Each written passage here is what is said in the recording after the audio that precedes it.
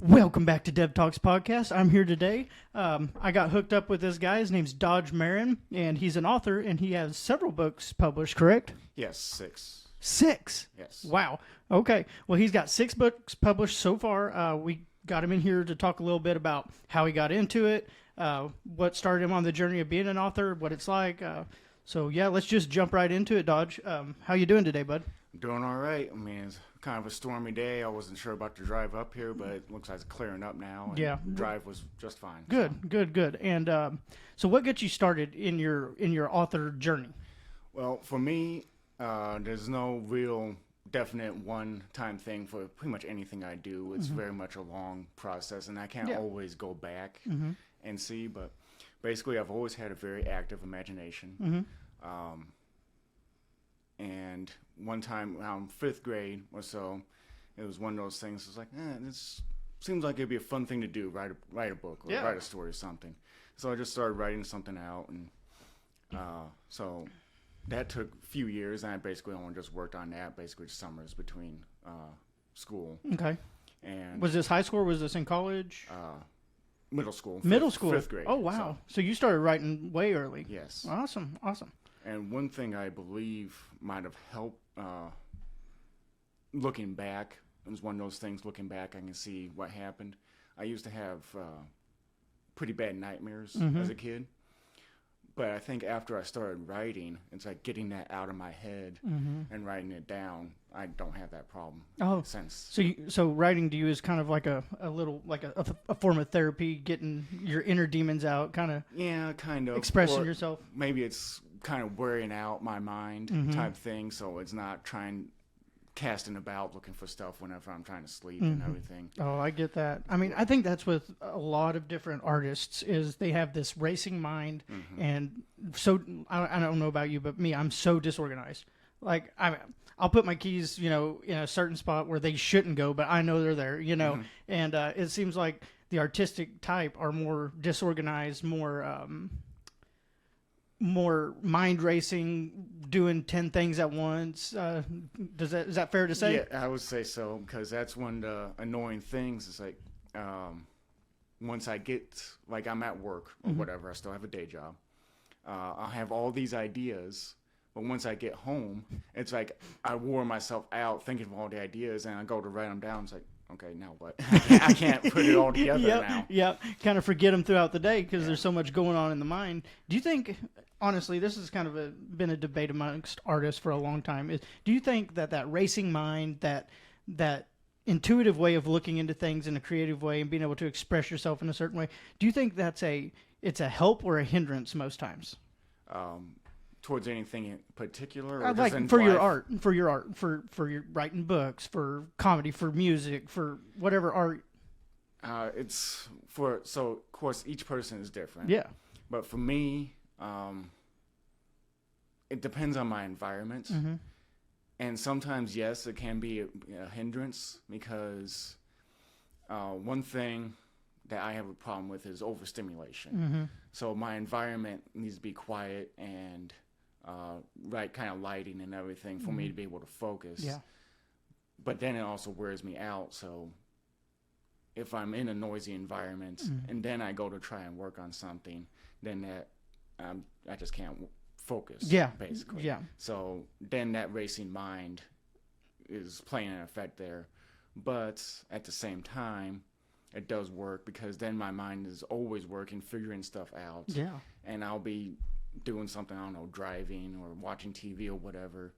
And then all of a sudden it's like, oh, that's how I could fix that scene that's been bothering me forever. And my mind was working on it and didn't even realize. Yeah, exactly. So constantly working on your material, whether you meaning to or not, Exactly. Do you pull from like everyday life experiences from past, not even trauma, but past experiences whenever creating your books?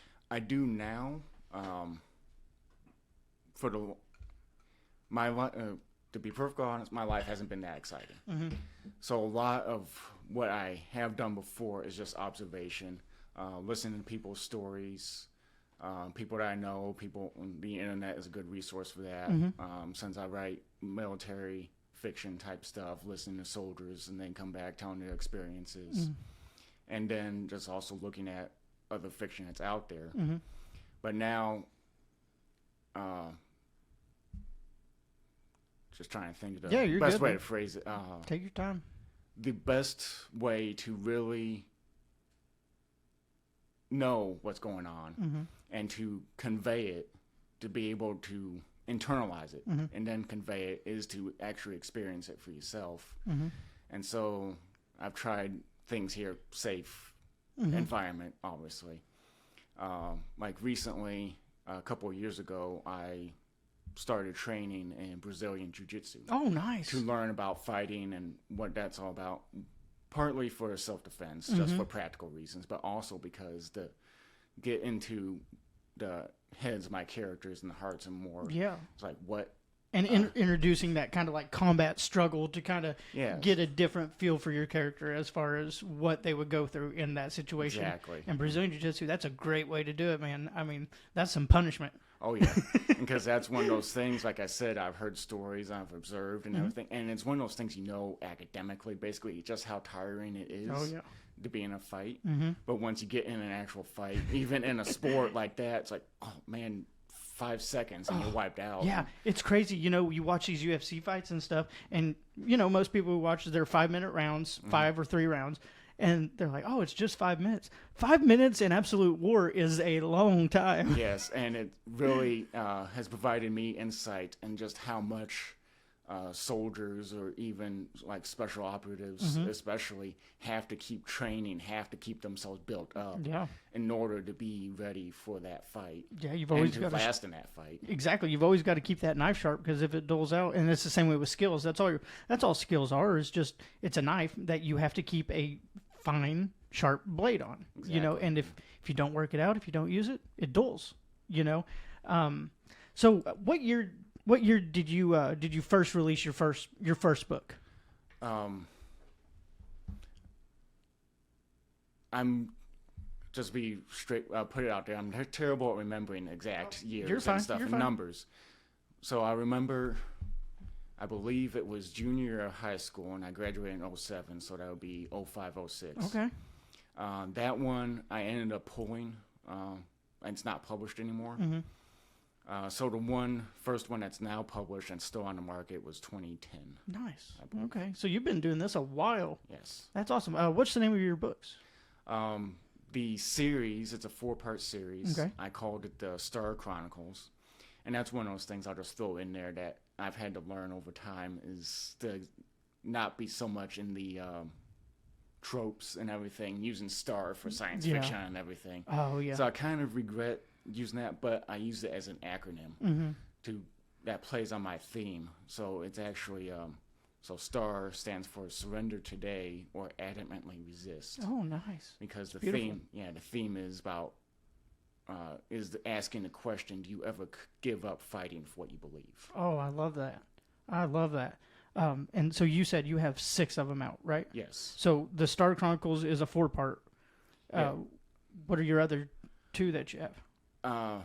It's easier to just say 6 and call it a book, Okay. but the 5th one is an anthology of those 5, of those 4. Okay. So technically, it's just 4 books in one, but Gotcha. it is also its own thing. And then the 6th one is a collection of short stories set in the same universe and same world, building on the world and the characters more. Like the 5 main characters, they each have their own origin short story. Oh, that's awesome. Yeah. So it just kind of dives deeper into this world that you've created. Exactly. So tell us a little bit about that. Tell us how did you... me personally, which I'm a damn idiot, but I couldn't even imagine trying to create a world, you know, and making it and putting it into words where people can picture that in their head. Yeah, that's and that's very much me as well. That's one of those things. Like the first book in the series that's out now. That's the 3rd edition of that one, and it's one of those things. Learning as I'm doing, because I learn best learn by doing. So it's one of those things I had to go ahead and do it, make mistakes, then look back and see the mistakes. And that's another thing, what you said about all artists are creative types. It's never finished. It's never finished. Whenever I did this recent rewrite and I made the anthology, I made myself promise it's done. Mm-hmm. But even now, it's been about maybe 2 years since I put... And you're starting to get that scratch, like, oh, I think I could change something. Well, because now it's getting produced into an audiobook. Oh, awesome. And so I'm listening to what the narrator has done, Mm-hmm. and it's like, I could have done that better. Or there's things I pick up and he made a grammar mistake, and then I'll look back, it's like, oh, wait, I did that. So, but that's the thing, because I have other ideas I want to work on, so I don't want to keep doing this forever. And so, that was, what was your question again about how I got how I make it into... Yeah, like, I guess, I know this is like hard to talk about and describe. Just do the best you can as far as like, in your mind, what do you do to start creating the world? Well, that happens automatically. That's that racing mind thing and the imagination I've always had, I was talking about. The hard part is what you said, getting it to where other people can see what I see. Yeah. And that's one of the reasons I had to do the rewrite is I tended to be stuck on the action, so what people were doing. Okay. And I didn't really describe the environment they were in very well. So that's one of those things I had to learn by doing. Trial by fire. Yes. And then the characters were kind of one-dimensional at the very beginning, even whenever I first published the first book. And then going back, and it took me about 8 years before doing the whole thing, before finishing it.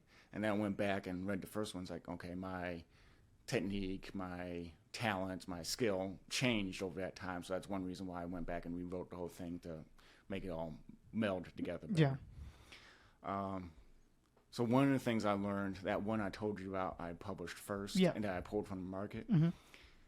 It ended up being a big mess because I just wrote down and just started writing the manuscript. I learned from that, and my favorite TV series is Babylon 5. I don't know if you heard of it. Yeah. And one of the things that he did was he wrote the entire thing out before filming anything. He made outlines and built the world and everything. And so it occurred to me, it's like, okay, wait a minute, if this is my favorite series, why don't I take a cue from that? Yeah.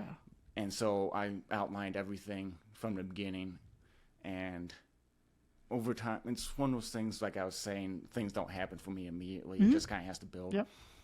So I did the outlines and everything, and then basic note-taking on world building and stuff, and then started writing.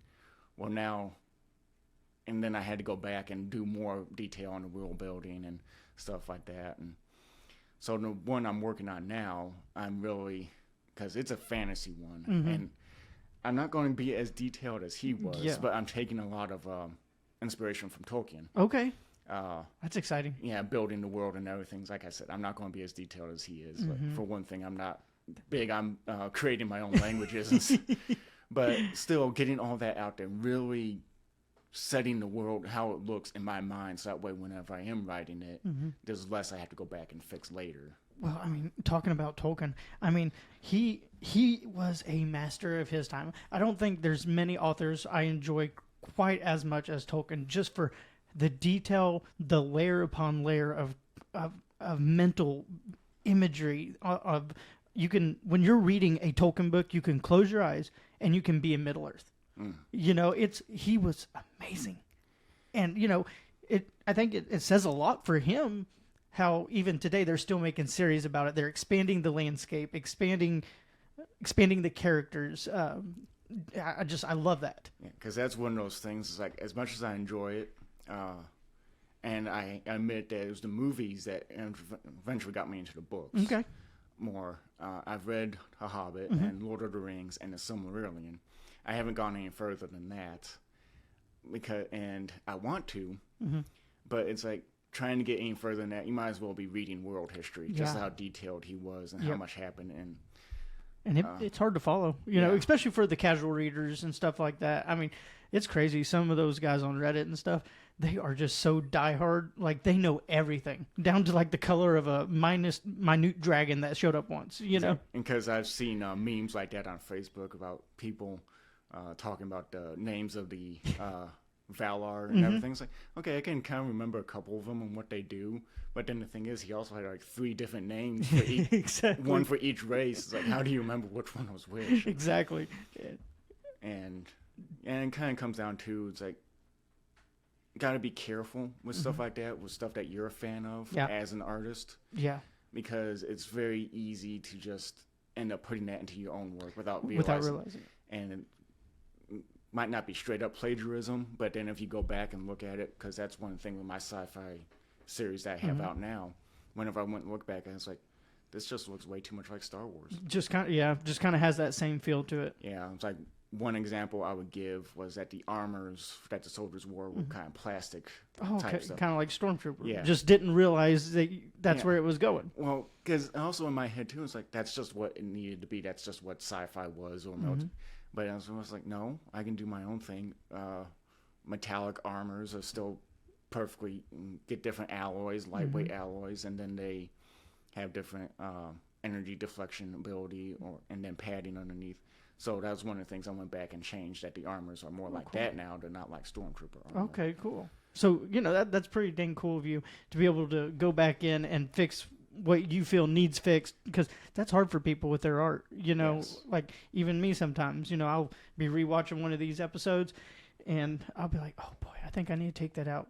And then I'll be like, no, it's perfect the way it is. No, I need to take it out. And, finally give in and be like, yes, take it out, Well, because that is one encouraging thing I've heard, too, is that it's very easy to get stuck in that state, like you said. And like I said, I have to keep to my promise with these books not to finish them. But that's a story I heard about with Da Vinci with the Mona Lisa. Yeah. That he had that for like 30 years, and it was just never finished. And finally, the person who commissioned it had to hire a thief to go steal it from him. And so it's like, and then hearing that story, it's like, it is perfectly normal to always feel there's something that needs to be fixed. But that's what would, obviously Da Vinci was a great artist and everything, but I would say, to express what I'm thinking right now, I'd say back in that time, they had patrons that basically provided everything for them. We don't have that now. So if you want to be a working artist, you got to get it out there. Yeah, you got to work. Even if it's not perfect, which it never will be, you got to get it out there. So you got...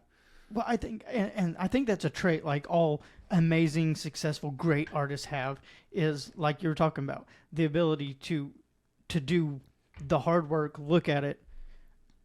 It's not perfect, but sometimes that could almost be like a wall, because like you said with Da Vinci, if he just never released it because it's never good enough, you can go crazy in your art whenever it comes to wanting to be as perfect as possible. Exactly. Yeah. And I feel like, that's both a good and a bad thing whenever it comes to artists, because, we're all just scatterbrained. Yeah, because you certainly don't want to be lazy with it Exactly. either. Yep. But it's finding that middle ground. And I'm sure if Tolkien were still alive today, he'd be looking back at it and saying there's stuff that he wants to change. And I would say, too, like with what's going on with Tolkien's work now, that they're still making stuff. Yeah. And then I referenced Star Wars. That's one of the things that inspires me about Star Wars, is how he created such a big, expansive world. Yeah.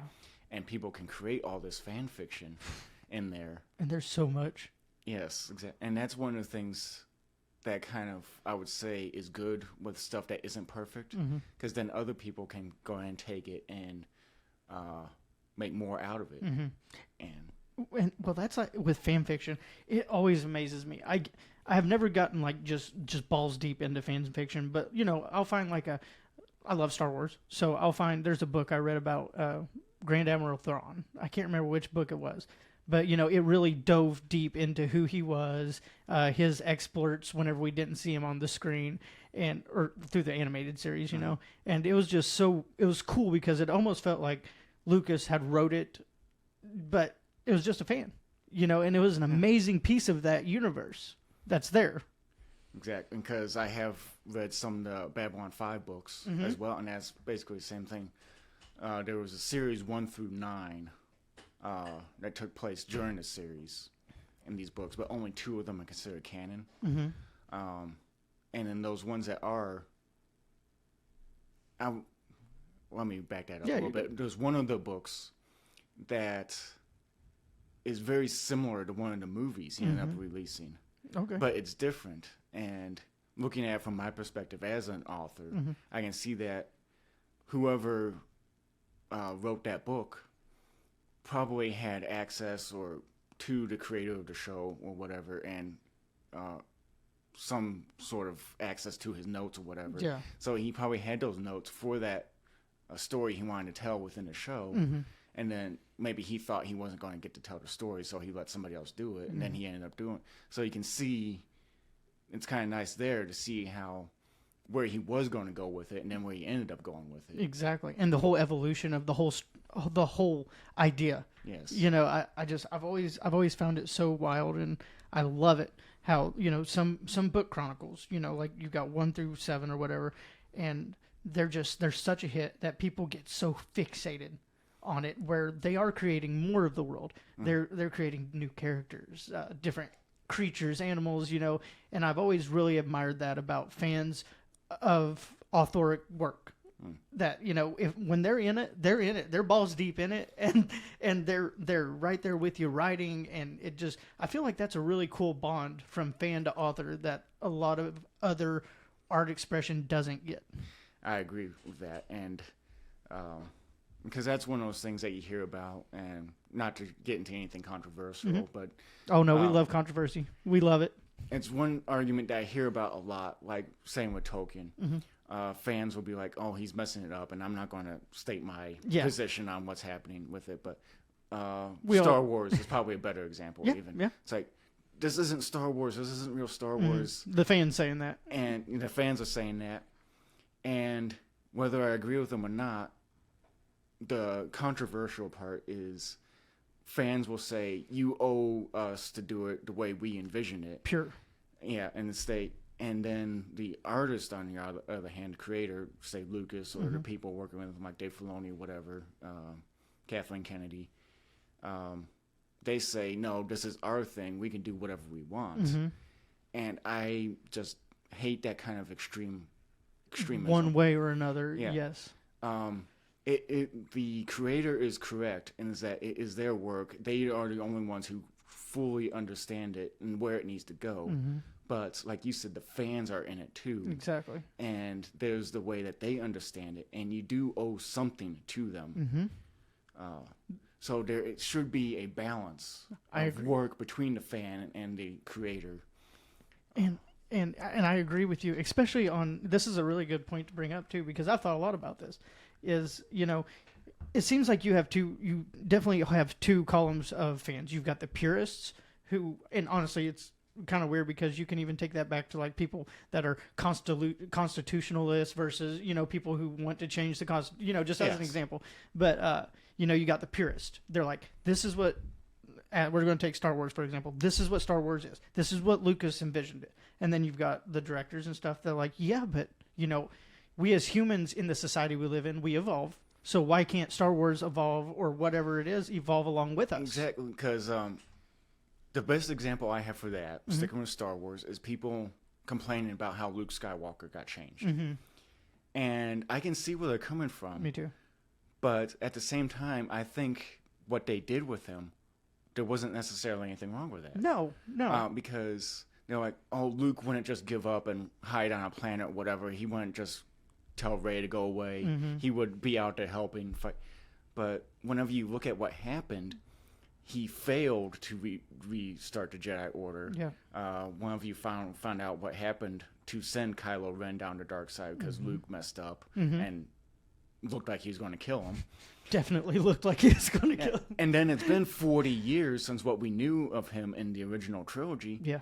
He got to be an old, bitter man. And I'd say it was a perfectly logical character arc. It was. And honestly, doesn't it just draw a straight line, like how similar it is to what happened with like Yoda in the old series? Yes. You know, he went into exile. He was a hermit, you know. So, I mean, seems to be the natural progression. And that is kind of pure in Star Wars because we've already seen it happen with one of the main, most powerful characters as far as going into exile. Yeah, and like with Obi-Wan as well. Yeah, with Obi-Wan. Oh, that was a good series. Dude, when they made Obi-Wan series, I was a smiling little kid. Oh, that was such a good one because I feel like us. I don't know how old you are, but like I remember the old series is mine. You know, the trilogy, The Empire Strikes Back, you know, and I just never felt we got to see the ruthlessness of Vader. Yeah, I would say that's good point. I mean, we saw him like destroy a planet, but as far as like when you get into the books, like the genocide he's committed, the atrocities he's committed, like I think Obi-Wan wrapped it up to where we finally got to see how truly evil that character was supposed to be. Yes, and that's another point too. People complain about, like in the Obi-Wan series, whenever Vader, lets the one transport go and chased after Obi-Wan, and people are like, well, that was a terrible thing. That they never should have written it like that. But you got to remember too is that that's the same thing, except with what happened to Luke, except in reverse. We saw Vader as he was in the original trilogy. He was an established, mature character. Back in the time of the Obi-Wan show, he was basically still Anakin, wild and reckless. And he hadn't learned to control himself yet. And he hadn't been tempered with age yet. Yes. So all he was doing, he was just going straight on with the hate and the anger. And they did so good. Like, just capturing, like, to me, like, grabbing Hayden Christensen and bringing him back. Because, it's the voice we know. It's the one we remember when we were kids. And to see him reprise that role and take it to this whole new level, I was very happy with the whole thing. Yes, and I think that was a very good way they did that, and like with the example of him going after the transport too. And I would say that's one of the things that I have trouble with audiences, because I spend a lot of time online. I'm very introverted, so I spend a lot of time at home, and just what I hear a lot of people saying is like, people would, this character would never do this. But whenever you look at that character, and then you look at what dumb things people do in real life. Exactly. Like Anakin or Vader going after Obi-Wan. And then they blame the creator or whatever, saying that they wrote that character terribly. But then sometimes you just got to look at the more subtle signs that the creator knew exactly what they were doing. Yeah. Such as the Grand Inquisitor making a face whenever Vader did that the Grand Inquisitor knew this was a dumb idea. Yep. But he had to obey. Yep. So. Oh yeah, I love it. But yeah, like, oh man, I lost my thought. What I was just getting ready to say. What had you just said about audiences blaming the creator? Yes, human nature. A lot of these readers or viewers and stuff, it seems like whenever it comes to characters, like main characters, antagonists, protagonists, whatever it is, that they dehumanize them, and like they aren't subjected to human mess up, humanity. And I will put that in there. That's one reason why I like Babylon 5 over Star Trek. And despite what I'm about to say, I do enjoy Star Trek, so I'm not running it down in any way. That's one of the things I always felt, that the characters were always too perfect. Yeah. They're hard to relate to. Yeah. And that was one thing Picard was always preaching about. Oh, humans have evolved. We're not like that anymore.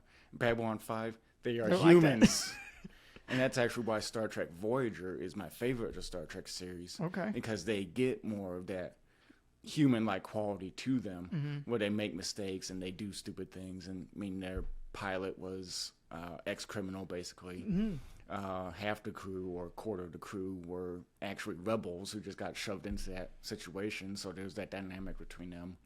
The captain being cut off from her superiors and having to make decisions on her own that she normally wouldn't have to do. Yep. The moral dilemmas and everything. Oh yeah, that's all just human nature. Like if you go in, like even when I was in the military, you got that same thing. You have sometimes the captain can't, or whoever's in lead can't talk to his subordinates about it. And he's on that, or he or she is on that island alone trying to make these decisions, and then the ones behind them are mad because they think it's the wrong decision. And putting that human element into a story just really solidifies the realistic ability in there. Yes, and that's one of the things, because since you said realistic, that's my motto that I ended up coming up with. Okay. The three things I try to go for is epicness, just epic battles and stuff like that. Vastness, which, to expand on that a little bit more, that's what was inspired by Star Wars, how he just made such a vast universe in there. So that's what I mean by vastness. And then realism. Now, those do often conflict with each other. Big time. So sometimes I just have to choose one or the other that I want for that and what works best in that scene. And that's the thing about being the artist and the creator is you're allowed to work within the confines of what you have and expand it any way you want. You know, like I know we talk about it a lot, but let's take Lucas for the example. You know, people can't live in space where you can't even take your helmet off in space where we are. You know, in real world, you know, like explosions just go out forever because it's a vacuum and it never stops. But in there, it seems like the reality of space within Star Wars has limits as far as it has a little bit of gravity, has a little bit of air, because you can survive just a few seconds, you know? And I feel like that's a really artistic liberty to take whenever coming to that stuff.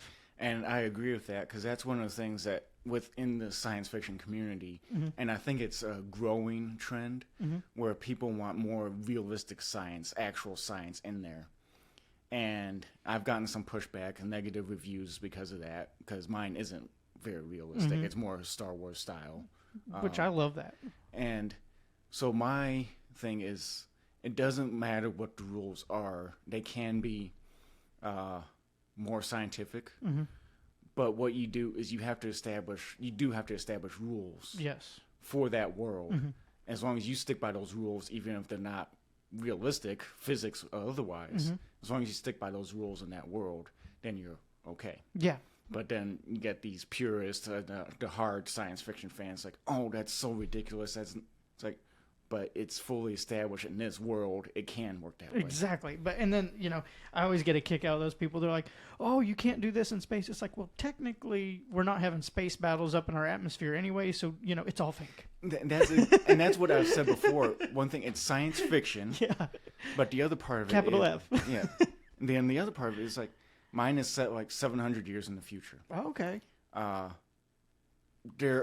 We look back 700 years in our history. What were things that they thought were real science that could never be done? Exactly. That we can do now. I mean, like the internet, doing a podcast, video, whatnot. Yeah. That back then, that would be like magic to them. Oh, yeah. I mean, yeah, this wouldn't even be, not even close to possible. So over 700 years, what are things that we think are impossible now that will be figured out in that sort of time? And look at how fast our technological evolution grows. I mean, just year to year now. I mean, just take 2010 to 2023 and just look at how crazy we have evolved technologically. Yeah, because that's actually one of those things that you were talking, as we were setting this up, you're talking about wanting to talk about how I got into it and past and everything and my own experiences. That is one experience that I say helps me with my writing and everything, because it's like I got in that perfect time frame to where I went through all these things. Like whenever I was in school, started school, we had chalkboards, and one of our chores we had to do was go out every once in a while, I don't know, once a week, once a month or whatever. A couple of us would be selected to go bang out the erasers. Kids today would have no idea. Then we had no computers, and then we had a computer lab with those old Apple computers, and floppy disks that were actually floppy. Yeah, exactly. And then towards middle school, we switched. I went to elementary school 1 through 8, but just for reference, around, I don't know, 4th, 5th grade, somewhere around there, we switched to dry erase boards. And by the time I got out of elementary school and high school, there was actual PC computers that I'm more familiar with today. Yeah. And then by the time I got out of high school, they were switching the dry erase boards to smart boards. Yep. So I grew with the technology. You know, exactly. Our generation is in this really cool place where, like you said, we have grown up without, and from the beginning all the way to where it's at now. So we've seen the whole evolution of internet. Yeah, and it's one of those things too. Is it gets quicker to making you feel old. Yeah. I just saw a meme the other day where some, I don't know, I guess teenager or whatever, and it was a comic type thing. So telling the age is a little bit hard, but looked like the worker was probably around our age, maybe 30s, late 20s or whatever. So the teenager asks where something was in the bookstore, and the worker responded, "It's over by the DVDs." Well, teenagers, what's a DVD? Oh my god! And that's how the comic ended too. It's like worker went through this phase where it just started looking really old and then turned into a skeleton. It's like, it's hilarious because it's so true. And it's like DVDs were such a huge thing not even 8 years ago, and there's some kids who just don't know what a DVD is. Yeah. It's wild. And that blows my mind because the same thing with like at home had a phone that was plugged into the wall. Yeah. And I don't think we ever had one that was operational at the time, but we had an old one that was around. That was the actual rotary. Yeah. And nowadays is most homes, I would say at least in this country, don't even have a home phone anymore. Oh no, not at all. That's like an office thing, if anything. Well, I mean, just look at how uncommon it is nowadays for people just to have a landline. Period. Cell phones are what we got. Yeah. I mean, they're great. Why change them? I love them. But my grandma, she still has a rotary phone, and we were over there with some of my family, and kid. I'm not going to say who or what he was to me, but this kid who has not grown with the technology as we have, he saw that rotary phone. He was like, Grandma, what is that? She said, it's a phone. She said, try to dial the numbers. And he's over there, he's poking at it and he's hitting the numbers. She's like, there's nothing poking, She's like, no, you rotate. He blew his mind that it was like that. You had to do this much work to call someone. Yeah, and then you didn't know if somebody called you, you didn't know who they were. Yeah, exactly. We didn't have names pop up. You just had to answer and hope for the best. So that's one of those things too, is what being a science fiction author with these purists, with the realistic technology and everything. How can, with the stuff that's changing so much just in our lives, how can we? It's very hard unless you're in that field, unless you're an engineer, a scientist, researcher, whatever, to have any real idea of how to predict what it's going to be like 100 years from now, even. It scares me, man. Yeah. I mean, let's just take AI. Have you played with ChatGPT or anything at all? A few years ago, back when it still was like Chatterbot, no, but I haven't done anything recently. Try it now. You will go back, rewatch the Matrix, look at it like a documentary, and be like, "Shit, yeah, we're here."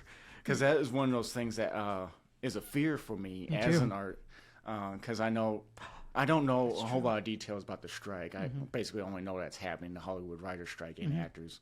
But I suspect the AI has something to do with it. That they're using these, and the thing is, it's like, yeah, the AI might be able to look back on like Tolkien's work and then create a fantasy thing in that, but there isn't still no heart to the AI. You gotta have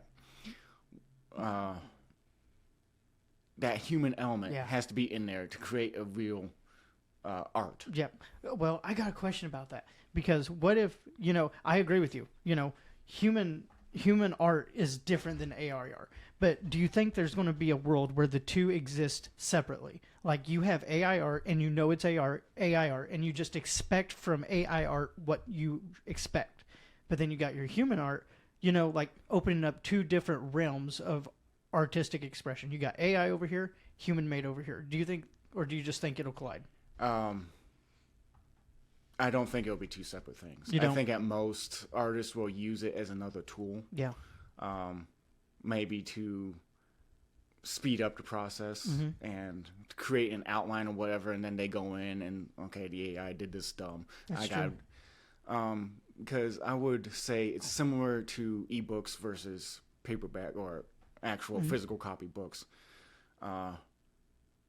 People finally realize it's not going to happen, but people are saying it's like, oh, physical copy books are going to go away. They're not going to be a thing at all anymore. Yeah. Ebooks are just the future. But I believe now it has stabilized to where ebooks are just another part of the thing. Yeah. And physical books are still very much a part of it, because when you read a book, it's very much an experience. Ebooks are nice because, how many books could you have on just all of them? And yeah, you're on a plane or whatever, and you pick up your phone, read a book. Yeah, instead of 10 pounds with 10 different books in a bag, exactly. You can carry it all with you. But whenever you're home and you want the full-on experience of turning the pages, you feel the weight of the book for sure. That's one thing that I think is a big part of it. Absolutely. That's always going to be a part of it. Yes. Go back to Star Trek, I think that was one thing that was neat in one episode in the original series. I don't know how much of the original series you've seen. I haven't seen much of it. Well, Kirk got accused of falsifying his log, to cover up that he deliberately murdered a crew member, which he didn't. But Okay. he had to go back to Earth and go to trial, and his lawyer came out with all these law books, and Kirk was like, why don't you just ask the computer? And the lawyer came back and he asked the computer a question, and he's like, that's to really understand it. Yeah. The lawyer was like, you have to really immerse yourself in it with the books and everything. Yeah. And so it's a different thing, Yeah, like you said, sitting down, you got the weight of the book, you're turning the pages. It's almost like a different psychedelic effect whenever it comes to reading a book. Exactly. And because that's actually what I do. I write my notes by hand. And I type up the manuscript and everything. And because whenever I'm thinking about it, I need that connection, that physical connection between pen and paper and everything in order to really feel what I'm writing. But whenever I put it on the computer, the computer's a tool. Yes. And very useful and everything. But then it's just going back to the human thing. It's like it's taking the human out of it. It's like there's no real connection there. Yeah. And actually what I do is once I finish my notes, I scan them in the computer.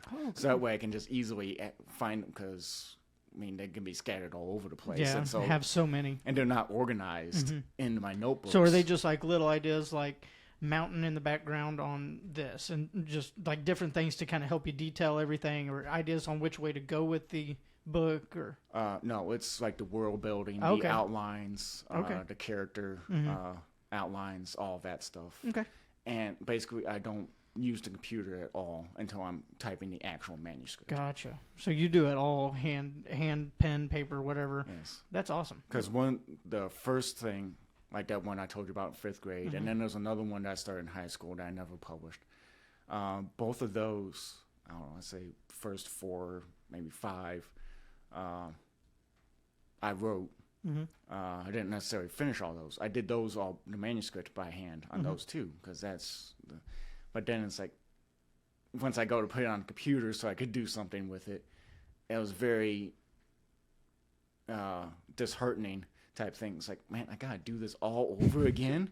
But then if I do the outline and then I type in the computer, if I go to the editing phase, then it's like, okay, I just gotta delete this here. I don't have to actually type the whole thing again. And I gotcha. that's one thing too. It's like mad respect for authors back in the day. Oh Whenever they had to, like even typewriters and stuff, you make one typo on that page. You have to retype the whole page. Yeah, there was no delete button. That's a good point. I never thought about that. Could you imagine just being one of those big and you're like, fuck, take it out.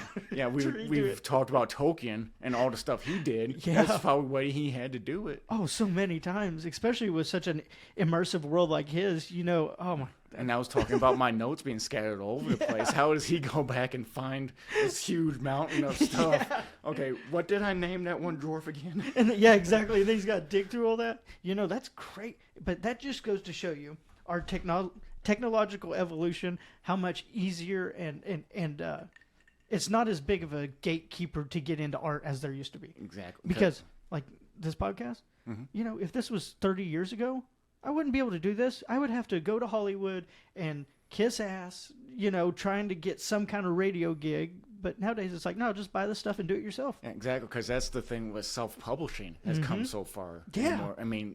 There used to be you could always self-publish in the past too, but then it's like you had to have the money. Exactly. Now the internet and everything and companies, self-publishing companies, like I've published through Amazon, and then the other one I published through Lulu.com. I don't know if you heard of them.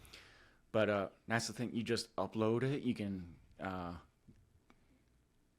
use, it's not the best route to go, but you can use stock art for your cover and stuff. Okay, cool. So it's got like all the tools to help the beginner or the independent who doesn't have all the resources like the big people do. And they have options where you can just do it completely free. Really? And get it out there, and then they sell it. And some companies have it the way you have to buy like 1,000 copies of the book from them.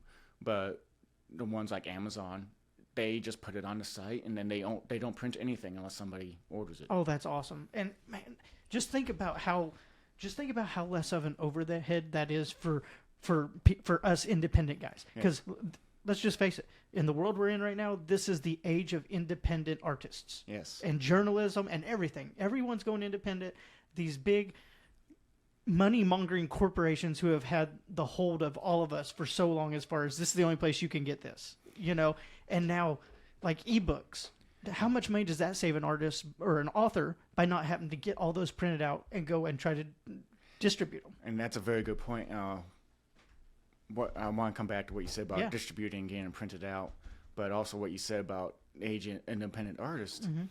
That's something I was reading about because originally, and for a long time, even after I self-published, I was thinking I needed to get traditionally published. Yes. But I was reading that a lot of traditionally published authors were actually going to self-publishing. And what happens in traditional publishing is like you have your agent, they take a cut, and then the publisher takes a cut.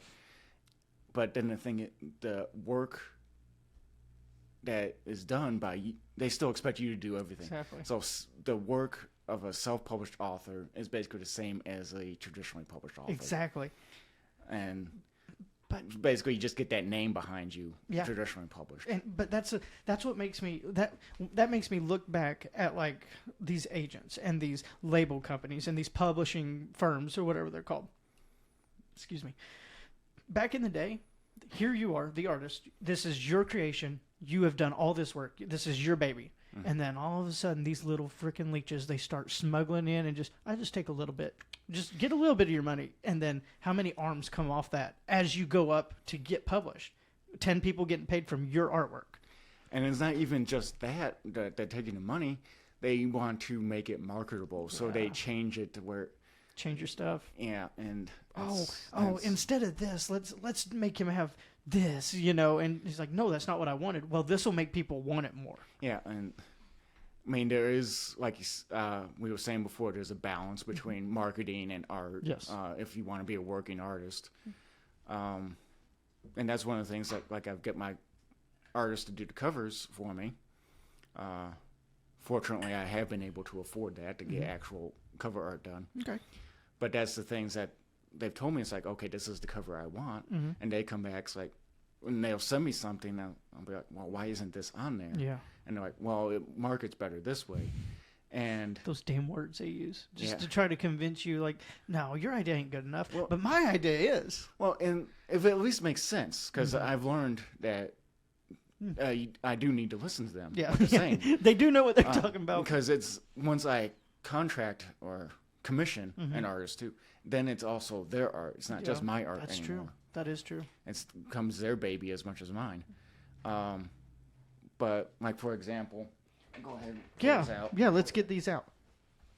He's going to pull us out one of his books, guys. And I'm just putting these on table. Yep, you're good. This one, all 5 of these. So this is the 4.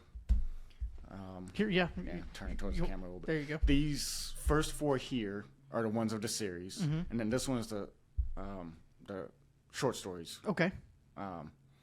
All of these were done by the same artist. Oh, cool. But when it came time to do the anthology one, she wasn't available, so I had to go to somebody else. So what I wanted, oh, wow. I don't know how well I can see it from over there. And Can you see that good? Yep. Okay. So I wanted like a battlefield, Embers of Hope. These 2 superpowers basically have been fighting. So what I wanted was them to be on a battlefield with bodies. To me, that was very realistic. Yeah. But the artist came back and she said, and she sent not this one, not this final version, but one of the initial versions that didn't have that on there. And I asked, why? Well, she said that doesn't market very well because that's true. It's, I don't know if offensive is the right word. Gruesome, maybe. Yeah, it just and kind of people look at that and it's like dark. Yeah, it turns them away. True. So that made sense. And it's like, okay, leave them off. Yeah. Yeah, I can see that. And plus, they've been in the market, in the industry. Yeah, and that is awesome. Please. So that's the anthology right there. That is a beautiful piece of artwork on it. I like that a lot. Wow, she did an amazing job. Yes. And then I love the little space. Are they spaceships, airplanes? Yes. Spaceships. Those things look awesome. That is really good, man. I love that. I'll sit there. So that's my Embers of Hope. And while you have that, yeah, we were talking about the notes and everything. There are a lot of things that I found as an author and creator, I would say, because I try not to say author too much because I'm thinking about TV writers and movies too. So creator, there's a lot of stuff that you need to know and have made up that won't make it into the actual manuscript. So that's something. That's one of the things I did learn from my first book, the one that I had to pull from the market, was I explained and described a lot of things in the actual plot. And the entire chapter is just describing the ships and whatnot. Okay. And I thought I was being clever with it. That they had a trainee, and so they had to show her, and so the characters in the book had a trainee. Yeah, the characters in the book had a trainee. Okay. And so telling her what she needed to know was telling the audience about all this stuff. Gotcha. But then I had people come back like, this is so boring. You have like 10, 15, 20 pages of just describing. And so that was one of the things I learned was I went ahead and put that information. I toned it down for the actual, but I put it all in the back as within these appendices. Oh my God, that's amazing. It's almost kind of like a thesaurus of what's happened so far. Yeah, because what you have right there, I picked that out because it does have a few pictures. And we've got, that's briefly describing the nations. Okay, we got the Valhalla Union, and they're destroyed. It even says that it's destroyed, so they're probably a lower powers right now, or completely gone. They're completely gone. If you don't want to give anything away, don't. Well, it happens at the very beginning, so it's not giving too much away. But no, they're completely gone, and that's the part where it comes in with the characters. Gotcha. At least on that faction, do they give up fighting for what they believe because the book starts out with at the end of a 100-year-long war between the two superpowers, and one side, the Union, they're down to just one blast bunker, and they're just trying to hold out and trying to find any way out of this.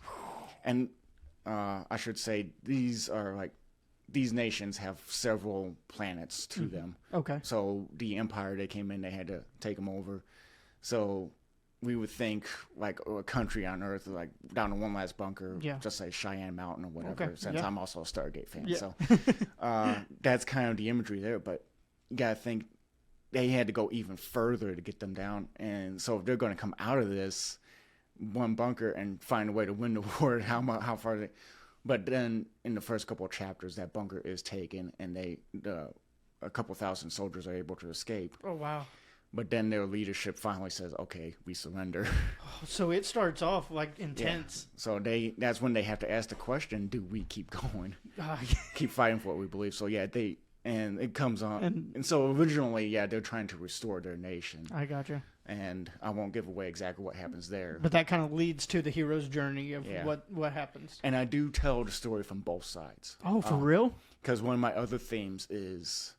so it's kind of strange whenever I tell people about this, because my original idea was, what if the good guys lose? But that became the idea of, do you ever give up fighting for what you believe? And the reason that's strange, that initial idea, because one of my other themes now is there are no good guys or bad guys. I love that. So you have the Union, and they're the typical good guys fighting for freedom and against this empire that wants to take everybody over. But then as the story unfolds, you realize they've done some things that weren't good. The best.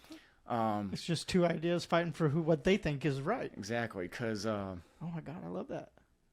And then the same, as an example of stuff they didn't do very well, that cast deviousness on their morality, is one of the characters. He's a pirate captain, but he was a fleet officer for the Union. Okay. And he was one of those. He was basically always kind of anti-authority his entire life, but it was he got pushed into it. But what ended up happening is his sister, because him and the other main character are actually brothers. So it was their sister. She was killed in a bombing by the enemy. And Sam is his name, the pirate. He blamed his own government for that because the Empire attacked two places at one time. Okay. one was a civilian target, one was a military target. The Union chose to defend the military target. Of course. And that's what Sam blamed them, and so he got even worse with his anti-authority. Oh my God. And that's what he ended up deserting. Mm-hmm. And piracy was basically Anarchy. the only place he had to go after that.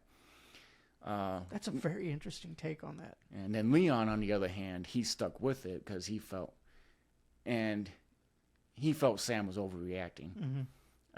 His thinking was you have to keep the military intact if you're going to win the war and protect people in the long run. Holy shit.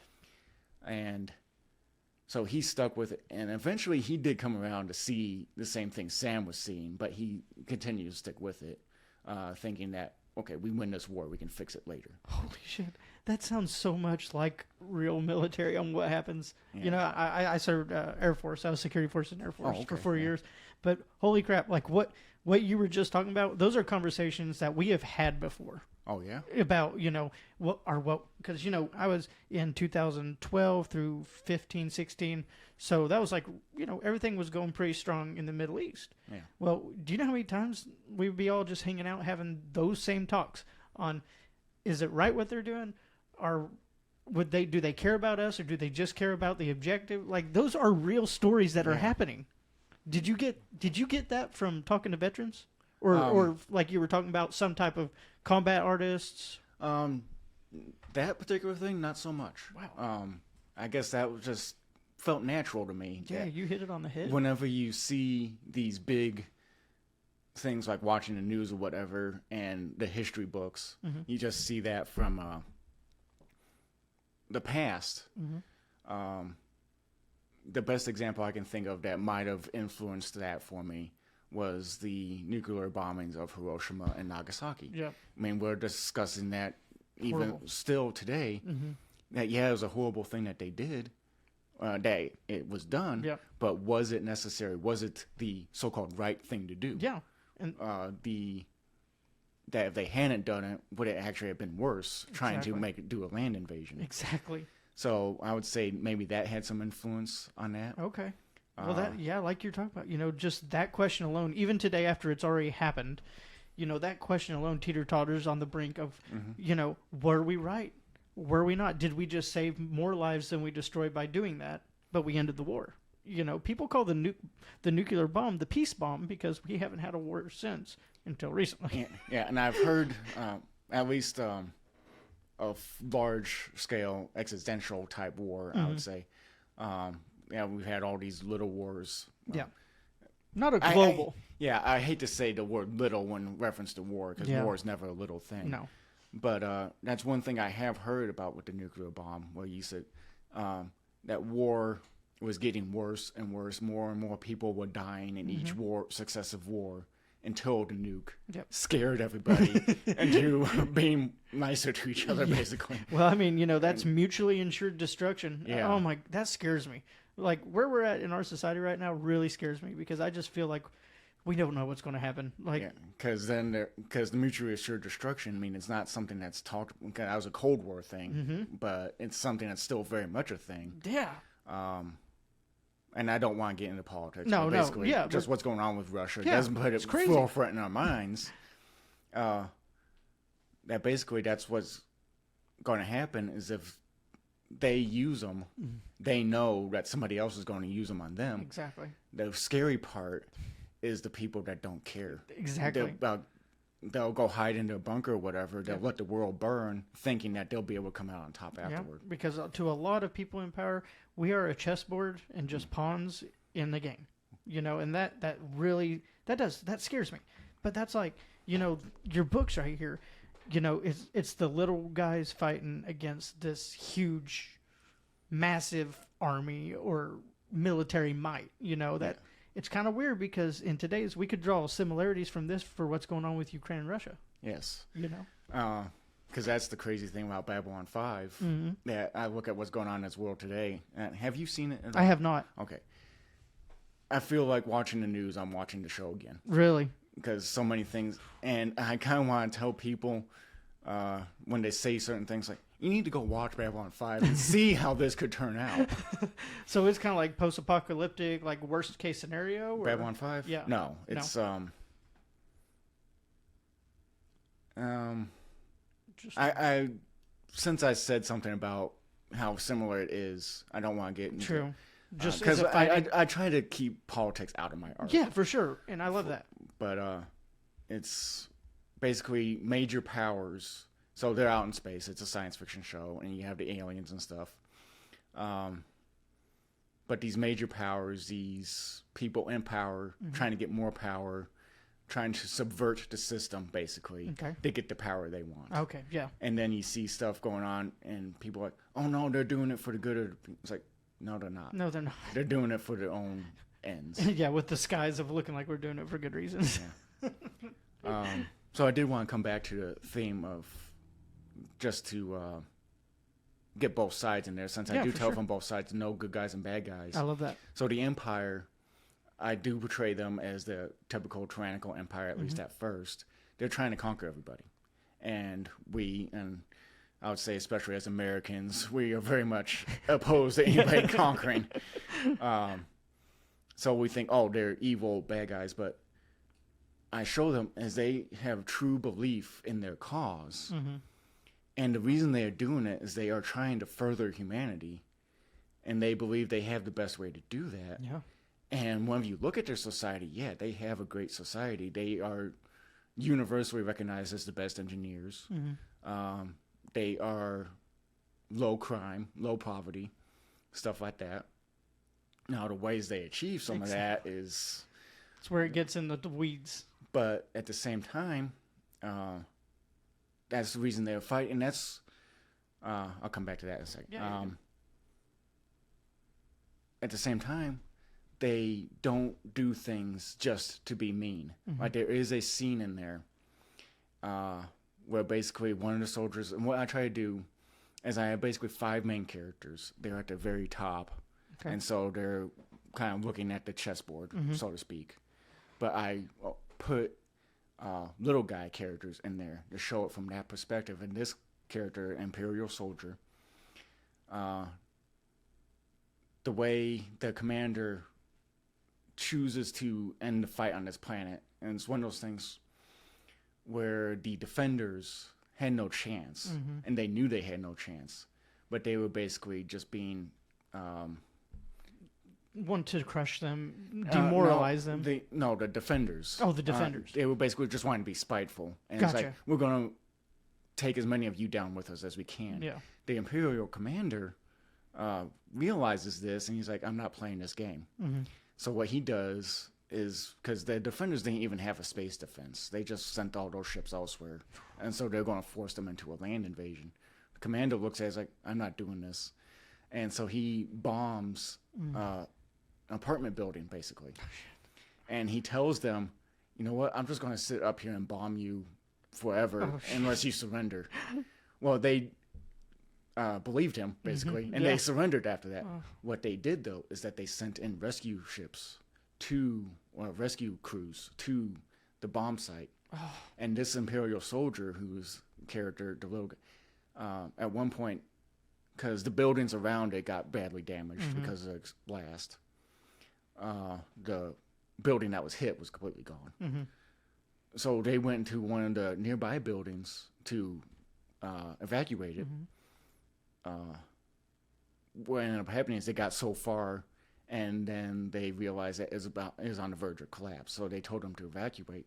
Well, he hears something as he's headed out, and he goes in to investigate, and it's a little girl, and he rescues her and gets her out just barely in time. One of those moments, just fiction writing moments. Yep.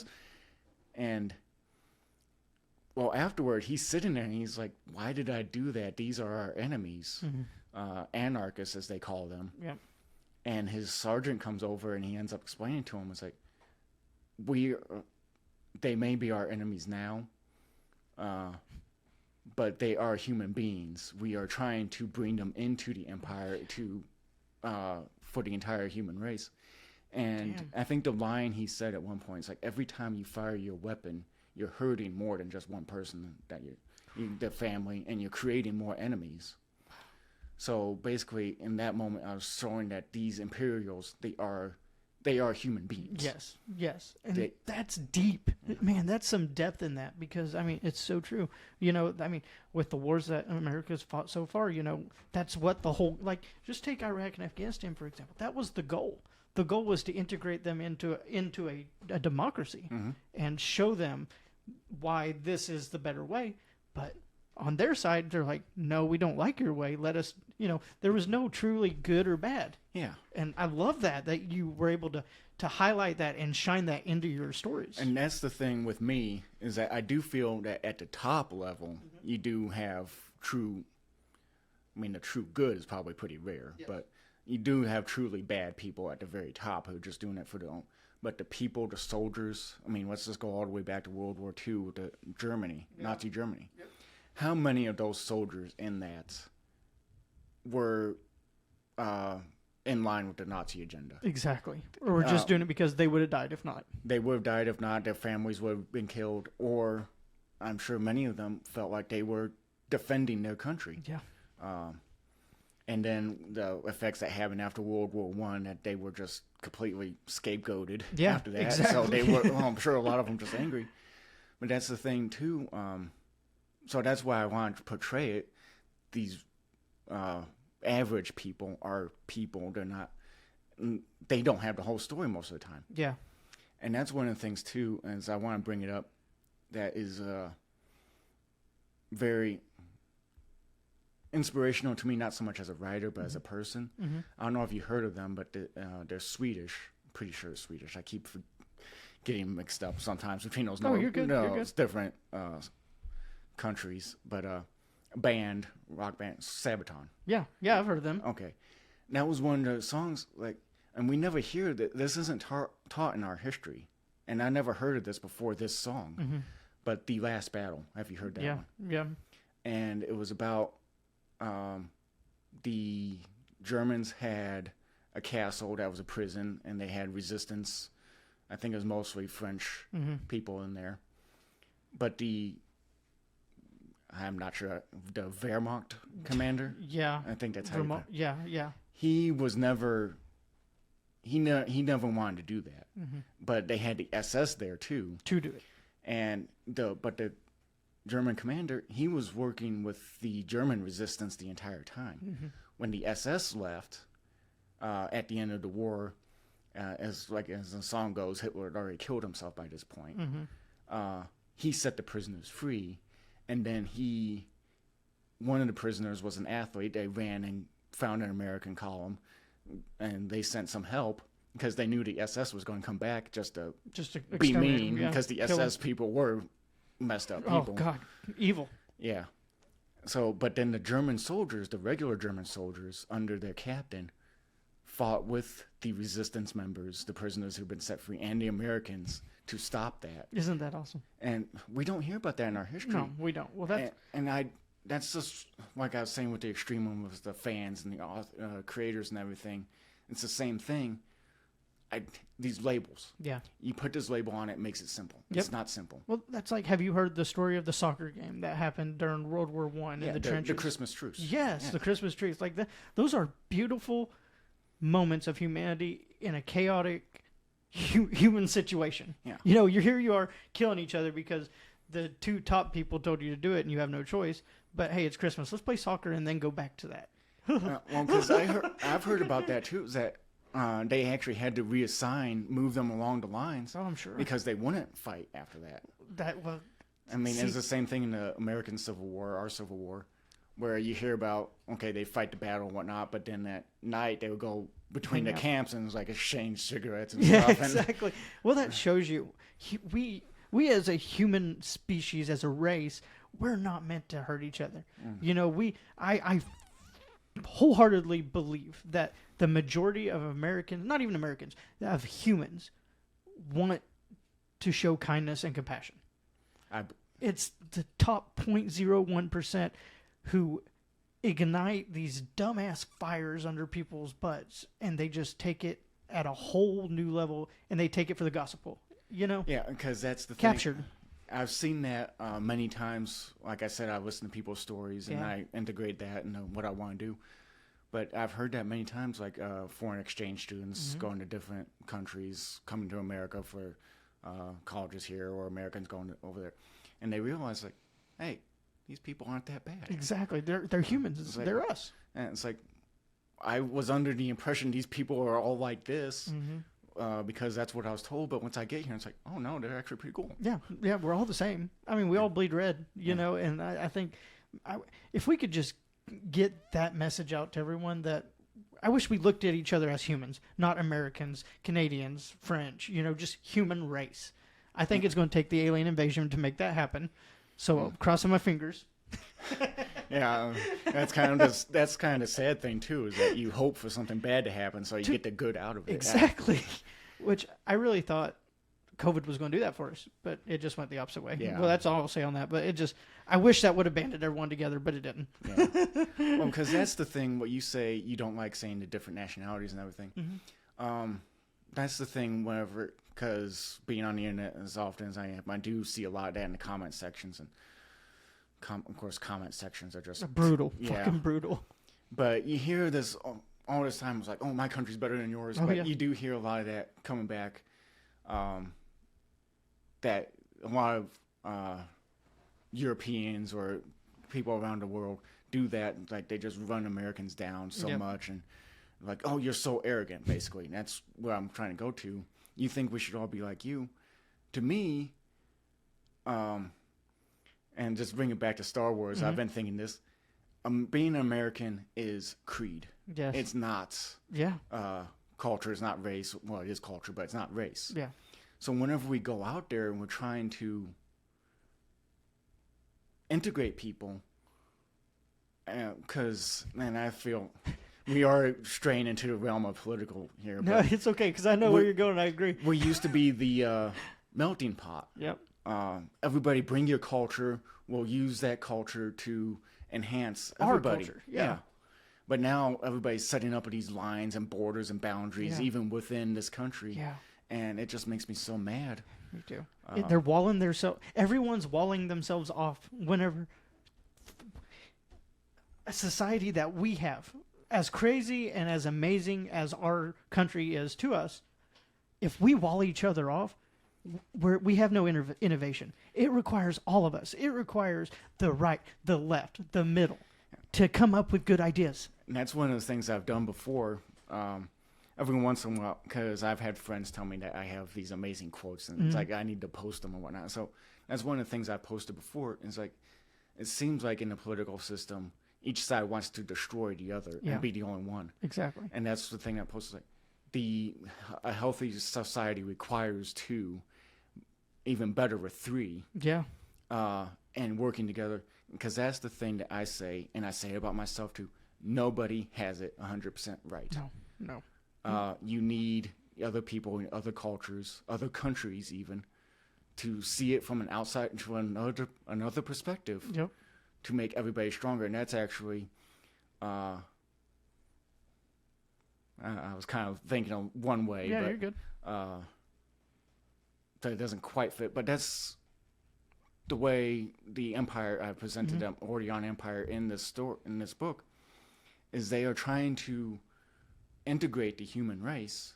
Because they think it's the good thing to do. Yeah, they think it's the good thing to do, but and it's one of those things, I mean, whenever you bring up race, it's hot button. Yeah. Hot button. So I don't have a whole lot of that in there. I think it's actually one of the short stories is the only place I mention it. Okay. But in the Empire, you have people of all sorts of colors. Just everyone's skin colorblind. color. Yeah. So they don't care. Exactly. If you act like an imperial citizen and you follow the law and whatnot, then they don't care. I love that. Yeah. I mean, that takes the whole purpose of even putting race in there out, because it's like, no, why would I do that? They all look at each other like they're people, so there is no really race, just different colors. Exactly. I love that. Yeah. That's awesome. I mean, and they do certain things, like what they do for us is like everybody has to talk a certain way, so there's no accents really. There's no regional accents in the Empire. I got you. So that's where.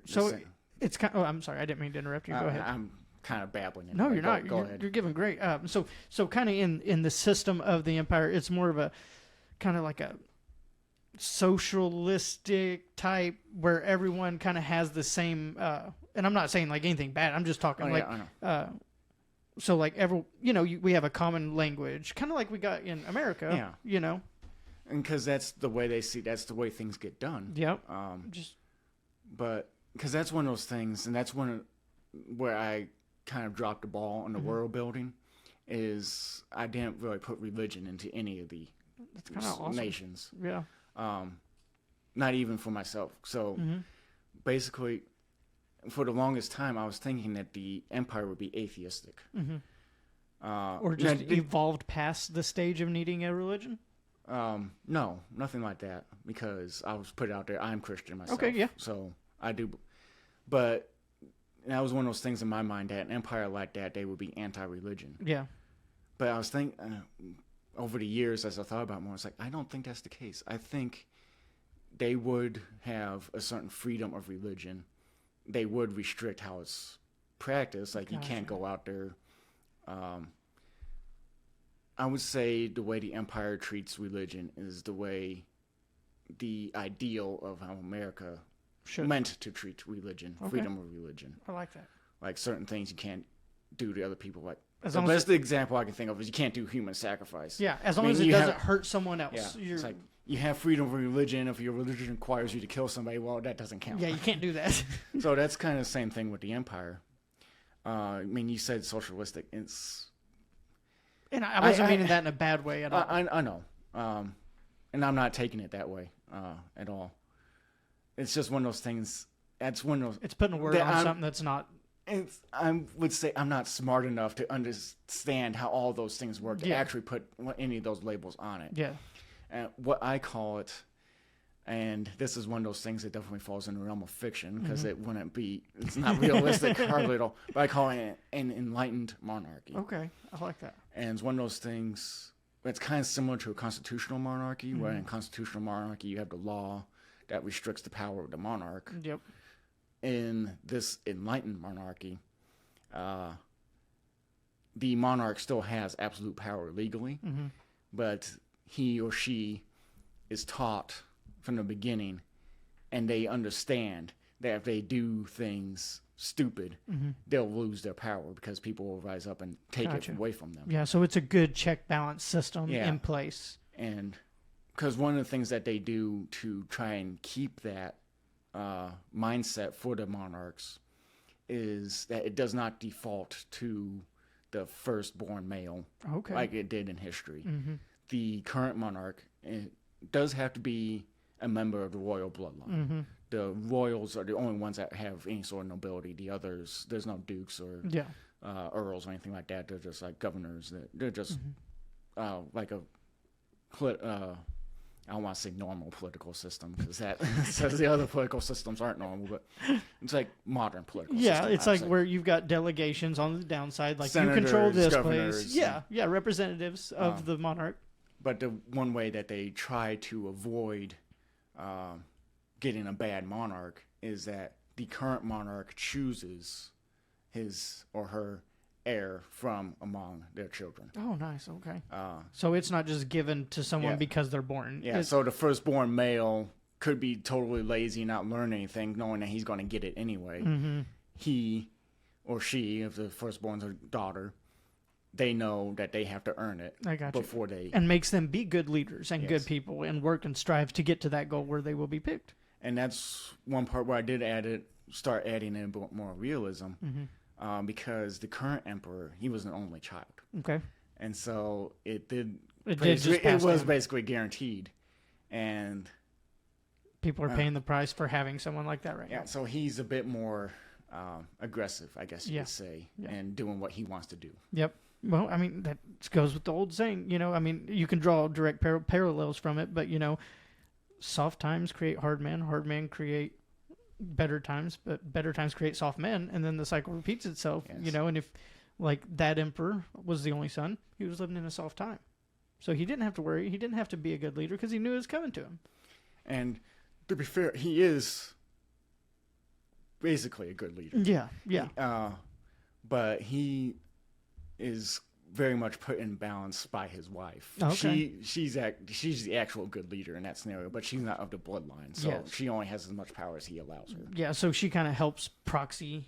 Yeah, and so she will, because he's also young, what he did, and because he decided that his father they were starting to take more losses in the war. And so he thought his father was messing it up, and he thought the only way that he needed to be in power to end. Yeah, which is true. Dad's doing it wrong. Let me do it. I know better. So he set up a scenario where his father got killed. Okay. Not assassinated, but it was one of those things. Basically, convinced him, like, you know what? In order to win this next battle, you need to go out there and lead it yourself. And then it's like, oh, oops, you're all alone out there. Sorry. God dang. That's wild. So he's also younger than most emperors are when they take the throne. So he's also very childish. Still growing. Yeah. So whenever, he's in, I don't remember. I could look it up real quick, but I think he's late 20s somewhere. Yeah. Which still immature shit. He's an adult. But, yeah. But but I don't know how I'm 30. Yeah. But like I'm an adult, but I'm still immature as shit. Yeah. And that's the thing. It's like, at what point do you look around? It's like, yeah, I'm an adult, I'm mature. It's like, I don't think it ever happens. Yeah, no, well, dude, whenever I was a kid, I used to think that being an adult, like, you just knew everything and, like, you had your shit straight, you know? And then as I've grown, I'm like, oh, well, no, they didn't know any better than I did. You know, everyone's just bumping their way through this. Exactly. And so that's the thing, like, that's how his wife balances him. When he starts acting childish, she'll just kind of nudge him. And it's like, okay, you're going to mess everything up if you keep going this way. Bring it back a little bit. Yeah. Oh, that's interesting, man. That's really good. Man, this has been a really good episode, and I think people have really gotten to know you. Is there anything else you want to touch on real quick? Well, just kind of throwing it in there because it's part of who Plug I it. am. Plug it. But you might need to make this one up there. But I have hidden images in the cover of this one for the. Want me to hold it up there? Yeah, and see if you can find them yourself. But when I came to the short stories one, I couldn't think of what to use for a cover. So those hidden images are pictures of my cat. Eyes. Yes, I was getting ready to say cat. That's awesome. So yeah, just kind of throwing it in there. It's like I'm a cat person because that's where I got my name from. Dodge Merrin, pseudonym. Dodger was a cat I had back in high school, and it was like 10 years. And I actually credit him with making me who I am today. He just taught me basically emotional support. Yeah. Got me through some stuff. That's awesome. Then my current cat, so his name was Dodger. And so I always wanted to honor him. And my current cats are Merry and Pippin, going back to Lord of the Rings. So they're all three on there. That's awesome.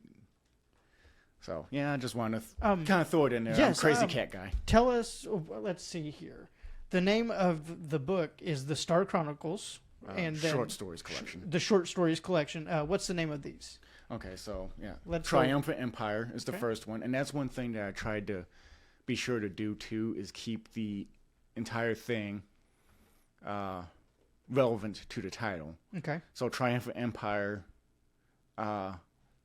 they technically still win at the end of the book, but it's left open-ended to continue on. And so Revolution is whenever the survivors of the war start getting the resistance movement going, and they start rebellion because the empire does have slaves too. Oh, okay. So that's one of the things where the empire is not as good as they claim to be. I gotcha. So they start rebelling in that slave population. Okay. Total War is whenever that's a hell of a title. I really like that one. They get the rebels and the resistance together, and they get several other nations into a coalition against the empire. But then it's at the end of that one that this twist comes in that I don't want to get into. Yeah, for sure. Make them buy it. Basically, so Brink of Extinction is the last book, and the twist is basically causes these two belligerent nations, the coalition and the empire. The only way any of them are going to survive is if they actually work together against this new threat. Oh, wow. That's going to be awesome. Let's see here. How do I Ordeon? Ordeon. The Ordeon Empire saw the Galactic Confederacy as the greatest threat to humanity's future, while the Confederacy saw the Empire as the greatest threat to life itself. They were both wrong. As now, 4 alien races have returned from legend with a power unrivaled by any human nation. Their goal is the complete annihilation of the human race. Their only chance for survival is in mutual cooperation. But it is a small chance. Not only must Max Kanza work with Leon and Sam Tyquise, Close enough. okay, to overcome centuries of hatred for one another, but their enemy remains more powerful despite their combined might. Oh, it's got a review on the back. A well-written, intriguing intergalactic conflict that forces sworn enemies to join complex alliances. The author effectively portrays alien forces wielding advanced weapon systems that throw conflicted human alliances into disarray. With heroes arising to provide leadership and hope for the future, but the question remains, even if a balance of power can be achieved among diverse galactic powers, will the cycle of war continue into an indefinite future? That is awesome. Sorry, I just wanted to read one of those titles for everyone that way. That's fine. And this one, I think that one must have been a review on Amazon. That's awesome. Do you have a website? Do you have social media? How do you want people to follow you? Because we got lots of people that like people. Facebook. I have Instagram as well. I'm actually, from talking to you and email and stuff, I'm actually rebranding my Instagram to where it's more appropriate for Instagram. Awesome. So, but I was thinking it might be easier to write it down, but Let me find it real quick. That way I can spell it out for everyone. Yeah, because I've had people, the way I pronounce it, they don't understand, but it should be Facebook/Laura Lounge 2. Okay. Facebook/Laura. Yeah, Lore. Lore. Lore Lounge. Yes. There it is. Okay. Boom. Dodge Merrin. And see if I can bring up an example. Yeah. Will these cameras see the phone screen? Yeah. Okay. Yeah. They should. Will you watch, Emily? Make sure. Yes. On Facebook, his name is Author Dodge Merrin. He has a link to his Amazon page. He's a writer. He kind of goes into his stuff. He has some quotes on there. Go give him a follow on Facebook for sure. Instagram. You said you have Instagram, or are you working on that? It's there, so you can see what I posted before, and a lot of stuff that just hasn't gotten very far. Because that's the thing. Like I said when we started, I find it hard to talk about myself and stuff. Yeah, so I hard. always post about like my books, my characters, and sometimes the cats. But whenever I realize what I've seen on other people Instagram, they're posting pictures of themselves. Exactly. So that's kind of how I'm going to start rebranding it. Good. DMERR422 is the Instagram handle for Dodge Merrin. And books are available on Amazon? Yes. Amazon. In both ebook and print. Okay. And for them to find them, would they type in the S.T.A.R Chronicles and will they all pop up, or do you know? I would say just type. I do have an author page. I'll show. Okay. I'll try and bring that up and see what the URL is. The unique URL is, but that's my author logo. So if you can find that. Yeah, I'm kind of tilted a little bit. There's a glare. Right there. A little more. Yeah. Okay. That's his logo. Okay. And I should bring up YouTube as well. I've been doing quite a bit on YouTube. I've tried a couple of live action series. They didn't get past a couple of episodes, but what I'm going to start doing on there is more of a vlog type thing, talking about my themes and what they mean to me, and try and bring up some more personal stuff. That'll be awesome. And that'll make your fans connect with you too. Yes, really good way to do that. But I have a lot of fan videos on there. I got mostly of Babylon 5, but a couple of Lord of the Rings ones too, and like my favorite one, my personal favorite, feel like I'm bragging, talking about something I made. No, but, brag away, man.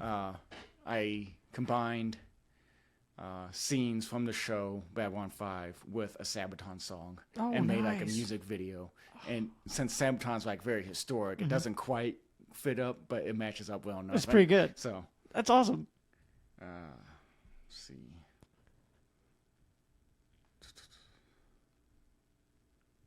I'm not very good with you're not very good with the phone. Nope. That's why I'm You are good. While you're doing that, I'm going to... Let's see. Okay, guys. The names of all the books, I'm going to just pop them up. That way you guys know how to find them. It's called Embers of Hope. Okay, that's the S.T.A.R Chronicles anthology. I'm sure that's the short stories, right? No.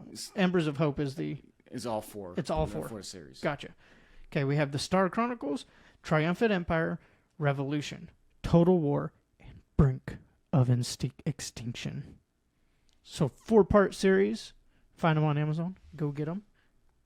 I know I am. Audiobook coming soon. Audiobook coming soon. Are you reading it, or are you having someone read it? I'm having somebody read it because I don't know how well it's coming off here, but my voice isn't the best. Oh, you've got a great voice. And I can't tell if my phone froze up or not. But. Does that worry you whenever you have someone else reading it, that they're not going to know what expression you're trying to give, what emotion you're trying to portray, as far as in certain verses, for sure. But the guy I found, my biggest concern was finding somebody who just wanted to be monotone the entire time. Yeah. So the guy I found, his name's Scott Yoakum. Okay. Shout out, Scott. And as he was talking about to me in emails and stuff, he enjoys getting into the characters. And he does different voices. Oh, that's good. So he has fun with it. Yeah, and he conveys the emotion. It's one of those things, too, like I said. It's not wanting to work. But we're letting the other artists put their take on it, their spin on it. One of the minor characters, he put him out with a Scottish accent. Oh, nice. And at first I was like, hey, this guy doesn't have a Scottish accent. But then as I was thinking about it, it's like, but he's kind of a comic relief character, too. So that's perfect. And so, yeah, it makes it even funnier, the stuff that he says. And then the other part was like, you know what? I never actually made anything definitive as to where he's from. So it's like, okay, yeah, wherever he's from, they have a Scottish accent. Oh, that's now. awesome. So. That's awesome. That's really good stuff to add to it, too. That just shows you how artists need other artists, See if this. Cause I'm so excited. I'm gonna be ordering these, and I'm gonna be reading them. I'm very excited. Let's see. I wanted to get my unique author because Amazon also has author pages. They're kind of like a social media page. But take your time. Seriously, I'm gonna read this. One last hostile stronghold stands between the Ordian. Am I saying that? Ordion. Sorry.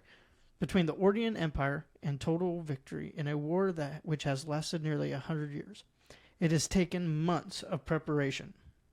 But Legion Commander Max Kanza is finally ready to unleash his final offensive, and there is nothing his enemies can do to stop him. The future which they have envisioned for so long must become reality, no matter what must be sacrificed. Those few soldiers of the Velen Union who managed to survive the Imperial attack and escape into space must now confront the fact they are all that is left. Confront the fact that they are all that is left. The nation they swore to defend is gone, but Colonel Leon Tyquis knows that its cause based in the belief of liberty for all people must not be allowed to die. He galvanizes his soldiers into continuing the fight and will not rest until their people are free once more. The Velens will recruit some unlikely allies and begin to rebuild a fighting force while the Ordonians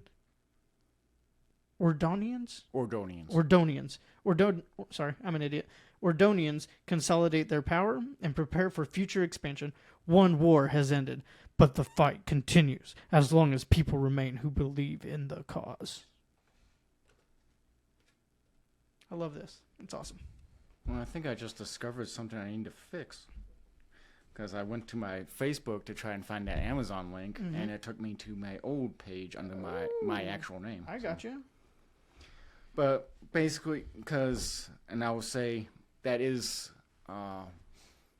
one big reason why I chose a pseudonym, because my name is very common. I got you. Like, I was originally publishing under it, and then one time I was like, okay, I'll go on Amazon and search by my name for See how many authors. pop up? It was over 30. Oh, God. Yeah, that makes it hard. So made it more unique. But if you go on Amazon, especially if you have the title, but if you just search by author, search by Dodge Merrin, you should be able to find it. Okay. I love your name, too, Dodge Merrin. That's a really cool name to me. I like that a lot. It's unique. Yeah. It gives you a shroud of mystery. Oh, really? Yeah, it does. I like it. Well, it's one of those things, too, where I feel kind of silly because there's a character in there, Helen Dodge, and she's one of the main characters, and then her nickname is Dodger because the organization she belongs to. And so that was back before I chose the pseudonym. And in a way, I wanted to honor the cat and everything. Yeah. Like I said, that cat meant a lot to me. Yeah. It means a lot to me. And now it just feels kind of weird. It's like, okay, if I say Dodge, am I talking about my name, my pseudonym, or a character? But I mean, that's beautiful that you did that. You know, I like that, how you took something that has meaning to you and put it into your art. And now that I think about it, that needs to be one of my vlog things and maybe Instagram things, and just talk about him a little bit. Yeah, talk about, your journey. I mean, people love that. People love knowing. I tell you what, the thing is, for people, it takes them to feel like they know you, and that's what I'm learning with all this. All my guys that watch it, they feel like they're here with us. Yeah. They feel like they are sitting over there smoking a cigar, drinking some bourbon, and they're right here in this conversation with us, and that's how it works, And I really, really appreciate you coming down and doing this. I've had a great time. I want to invite you back if you ever want to come on again. Yeah, just let me know. Okay. Like maybe once the audiobook's released or something. Yeah, let's do it. For sure, once I get back, because having a full-time job still and me everything, too. and then still have to take care of myself, cleaning, cooking, all that stuff. Doesn't leave a whole lot of time, but once I get back into my manuscript for my new book more, then that would certainly be a good time to come back and talk about that. Yeah, let's plan that. We can plan about when you get ready to release the next one. Plan you come on and... probably before that. It's going to be a while before it's going to be ready. Okay. Because I'm almost finished with the world building on it. Gotcha. And I'm getting ready to do the outlines. And it's actually going to be a two-part duology. And that's not a term you hear very often, but that's what it's going to be. That's going to be awesome. And it's fantasy. And I'm so excited to see what you got coming, man. This is awesome. I'm excited. I'm gonna grab those from Amazon. I'm gonna read them. I'm excited about all this, man. All right, great. And I appreciate you having me, dude. I appreciate you coming. And this is definitely going to be because this is definitely stepping out of my comfort zone doing this, and hopefully it'll help launch me into these things I need to be doing. Exactly. Because it's a very odd thing to me that people want to know about me to connect with me. It's like, no, it's about the art. And so I'm always going on about the art, but people are just like, okay, yeah. You got to sell them on you before they, it's weird, but they want to connect, and you did this was one of the best episodes I've done. I loved it. We talked about some really good points, and I had a lot of fun, and I really appreciate you coming on. All right, great. Thank you. You have an open invite. Anytime you want to come on or talk about something, promote something, just holler at me, and you got an open seat over there. Thank you for your time. Right, great. Anything you want to say before we leave? No, I think I'm pretty well covered for now. All right. Guys, that was Dodge Merrin. Don't forget, listen, you dirty little animals. Don't you forget, subscribe, follow, like, go to Dodge Merrin's page, follow him. Come on, let's buy his books, read them. They're really good. And until next time, see ya.